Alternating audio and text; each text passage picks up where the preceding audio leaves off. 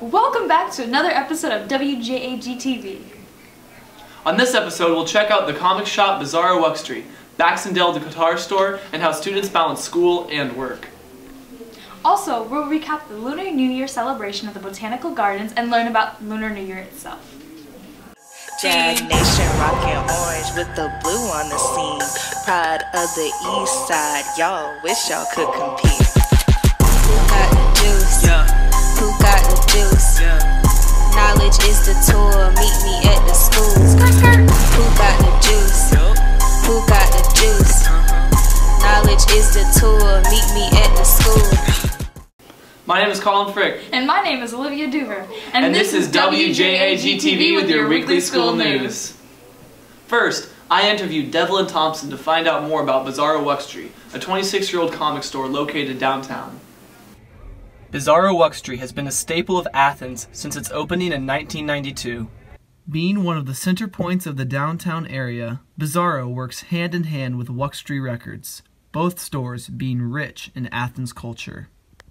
I interviewed Devlin Thompson to find out what types of comics they own and specialize in, as well as the toys and collectibles they're known for.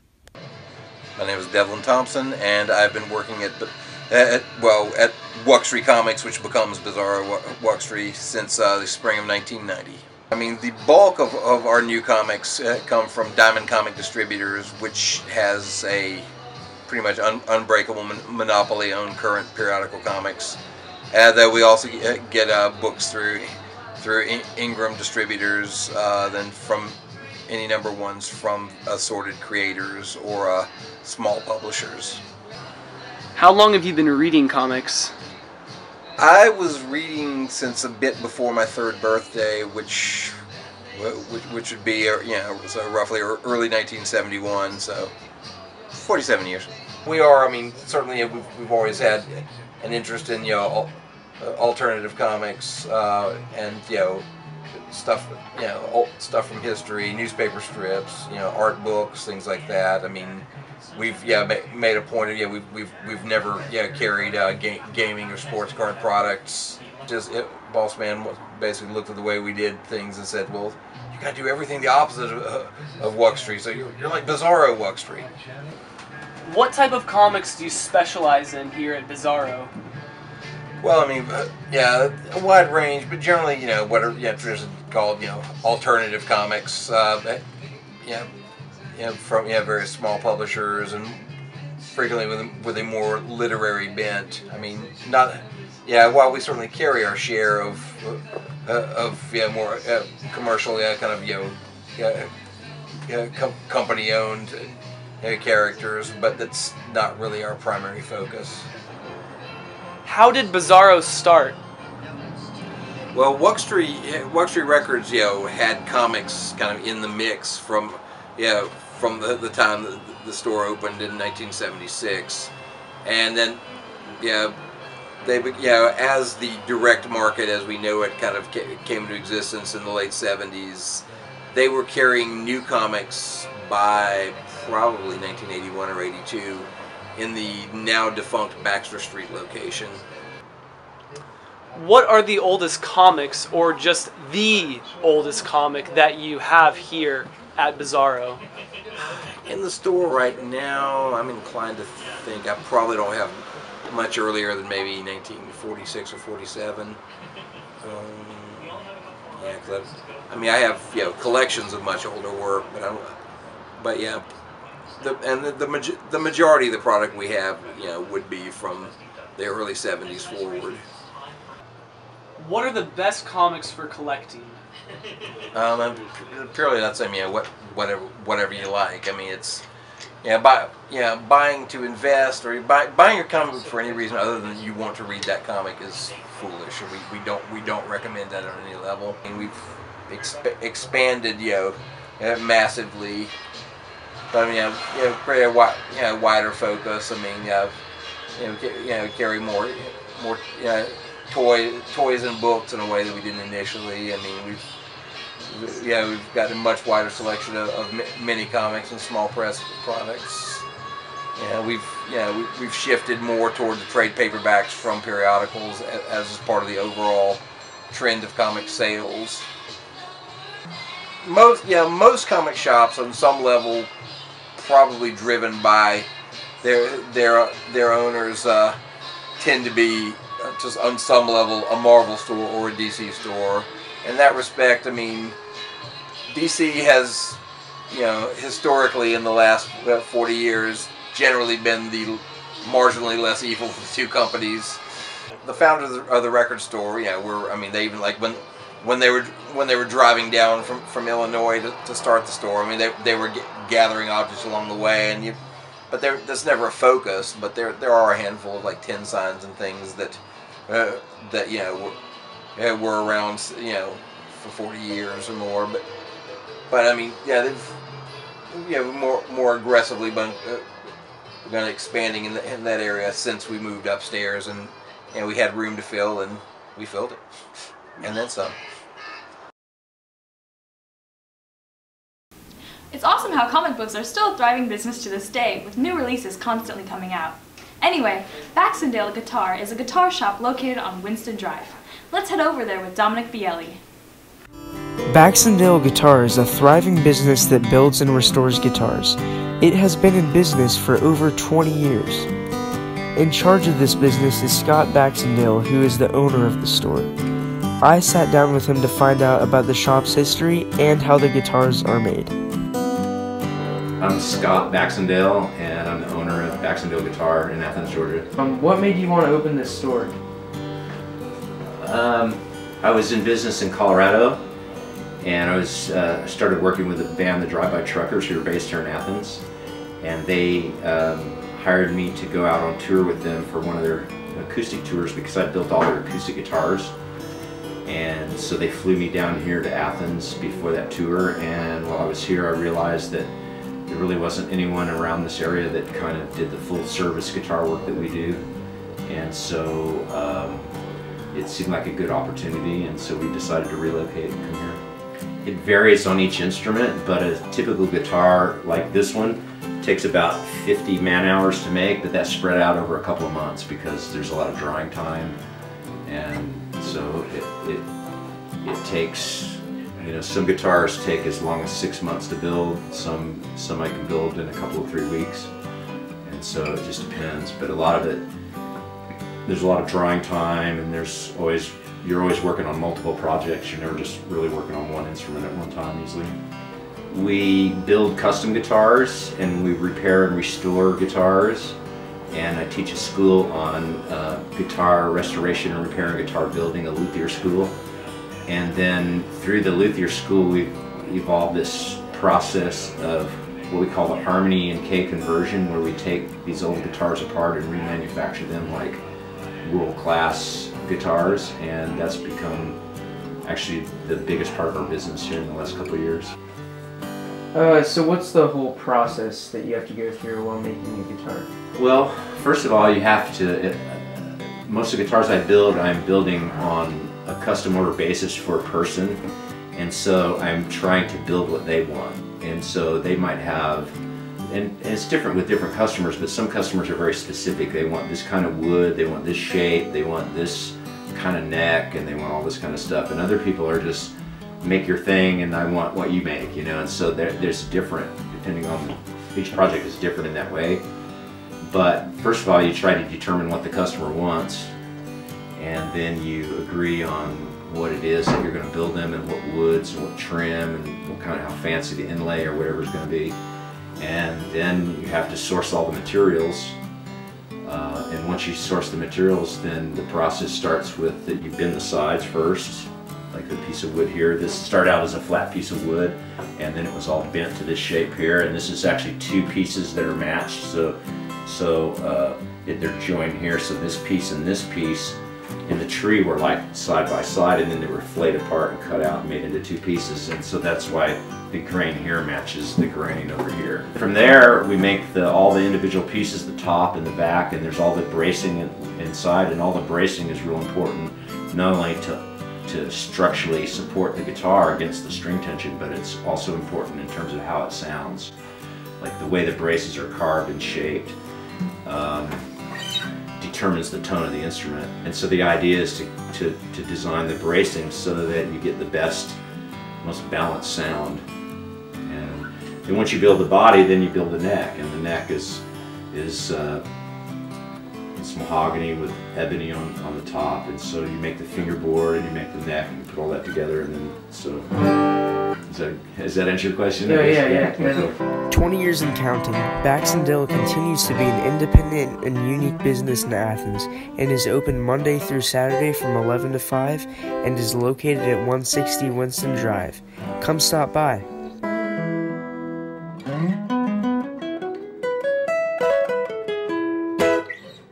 Cool.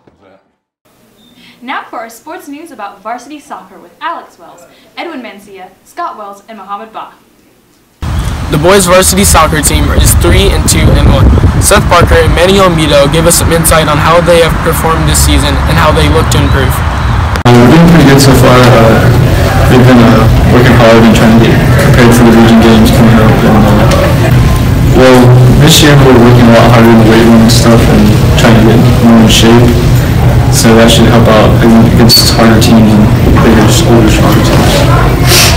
Well, we work out a lot, so we stay in shape and playing games throughout the week. Well, I think we have done good, like scoring a lot of goals. Try and give it effort and try and everything we do. I don't think we have sucked at all. I just think we have kept trying and doing our best during the season, and I believe we can make playoffs because we have a good team, and I think everyone is good on the team, and even the players who come off the bench. I think they're really good, and I think they always put effort to the team, and they, so it's all about keep trying and they're good. Well, the season is gone. I think we have done good, like scoring a lot of goals. I think, and him being the best goalkeeper ever, because he's always going to be a great goalie no matter what. It's probably the best Barcelona today. So yeah. More motivation. More motivation is the key, I think. Always try hard, never give up, that kind of thing. And when someone gets hurt, always beating the next man to step up. So conditioning was hard, but it has really helped. It has really helped me. Helped me out, and all the things you do, I think it's just gonna help us become stronger and quick, and try harder and stuff like that. The region games are gonna always be hard, but I always believe that I've always believed that if we play hard and give effort in the games, we can win all the games. We can win any of them. Just gotta give effort and just try hard, and not let the next guy beat us. Just give effort. That's all I can say. Many students at Cedar have jobs. Jake Gunterman went to find out how these employed teens balance school and work life. I work at Moe's and La Fiesta. I work at Little Caesars. I work at Barbaritos, and I'm currently working at IHOP, but I also have a side job as a barber. I work at Publix. I usually work like a day through the weekdays and then a few days on the weekends. I usually work like between 2 to 4 days at Moe's and 4 days at La Fiesta. At IHOP, I work on Saturday from 8 to 3, and then usually when I get home, I start cutting hair. When I worked at Barbaritos, I used to work from Mondays, Tuesdays, Thursdays, and Saturdays. I usually work 2 to 3 days during the week and then on weekends. It's pretty difficult because most kids just go after school and do their homework or like go to tutoring, and a lot of the times I don't have the opportunity to go do that when I have jobs. I mean, it's hard if you start falling behind in school and worrying more about getting money.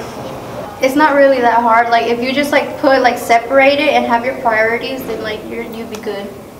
When it comes to schoolwork, I don't really have an issue because I'm always at home doing my work and on time. But when it comes to barbering, it usually gets in my way. But it's funner doing cutting hair than doing my schoolwork. The reason I have a job is because I want to get money and start paying my own things and not worrying about my parents doing that all the time. Honestly, my parents teach me to be responsible with money, so that you never knows what happens in the future. So I can only depend on myself and not on them. Just to have money, I guess, and like help out with family stuff. Just to have it. My main reason for having a job is to invest more into barbering, because right now I'm only making like $300 to $400 like every month. Lunar New Year took place about a week ago. Now to Catherine Wang, Roro Jamul, Alex Soto Rosales, and Lauren Sharif with more information on the celebration of the holiday in Athens. February 16th has marked the beginning of the Lunar New Year and the Year of the Dog. We interviewed those in the Chinese community that celebrated the New Year's at the Tate Center Chinese School to see how they were celebrating. 有大概至少有10年。我们的家长每年都会在春节的时候去各个小学去做小学、中学、高中，甚至做一些 presentation 介绍中国。因为春节是我们的传统的节日，是中国最大的节日。然后我们这边小孩子因为他们都是在这边出生的，所以对中国的新年了解的不是很多。所以我们借此机会是让孩子们了解一下什么是中国年。中国那边当然就更热闹了，然后放鞭炮啊，那个烟火呀，然后而且大家都聚在一起团年饭啊。我们是南方的，所以我们就吃很多菜，做的很丰盛。然后北方的，我听说他们晚上要吃饺子。Dumpling. Yeah, for sure. This is a tradition because it means to have longevity and wealth. 总体来说，这边节日气氛还是很不如中国那边，所以有些朋友他们会买很早就买了机票，全家一起会到中国那边去过春节。但是我们就说，不管是教堂呢，还是学生会，还是这个中文学校，都会有庆祝活动，我们都会踊跃参加。Yeah, actually, one of our friends is in China right now to celebrate Chinese New Year with her family there. It's just a much bigger deal over there, right? Here it's just a small gathering inside of WJAG. Just a Chinese school. 中文学校是另外一种形式的中国大家庭，所以说我们利用这个机会，除了给小朋友庆祝以外，我们大人们也互相拜年。It's important for the Athens community to be exposed to other cultures. The Botanical Garden hosted a Lunar New Year celebration to explore this holiday. This year, the Lunar New Year Festival, it's the first year we've ever done this program. It's in partnership with Misha Conman-Taylor. She's a professor at the College of Education at the University of Georgia. And she approached me about 3 years ago when she had received a Big Read grant. And the concept of the Big Read, it's funded through the National Endowment for the Arts, is to get a community reading one work of art. This year, the book is To Live by Yu Ha. And so we decided to come up with some ideas to celebrate Chinese culture. And we're doing a kickoff event today, which is the Family Festival. We have rotating performances. Every 10 minutes we have student organizations or musicians, all kinds of different dragon parades, dances, song. We developed all of our stations for the kids based on Grace Lynn's books, and so we used about 5 different of her children's books and modeled our station. So Lizzie's Friends that was read earlier is a book about origami, and so we have an origami station, and we also have a lantern station, a dragon making station. We've had a lot of people that have come that may or may not have been aware, A, that this festival was going on, or B, really some of the things that are celebrated and on a different New Year that we don't celebrate.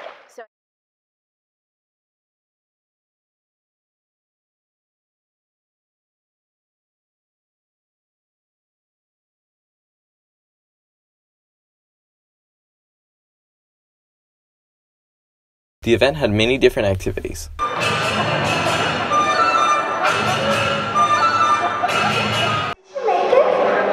Lissy looked at the girl. She was smiling at her. Lissy nodded. The activities were facilitated with the help of student volunteers from UGA. They explained how they contributed as volunteers, as well as their personal thoughts and feelings towards the celebration. Good.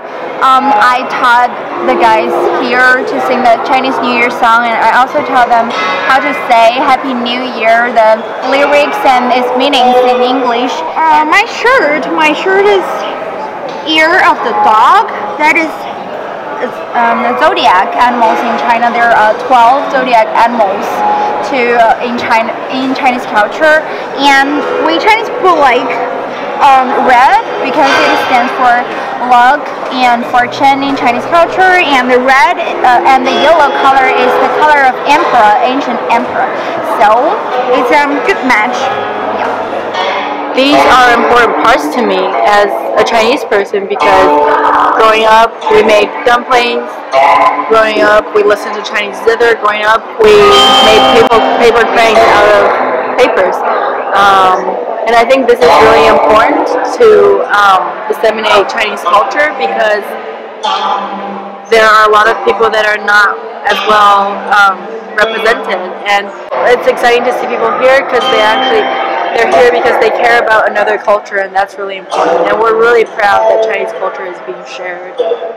That seems to be all for today. Don't forget to tune in next week for more. Again, I'm Colin Frick. And I'm Olivia Duver. And this has been WJAG TV with your weekly school news.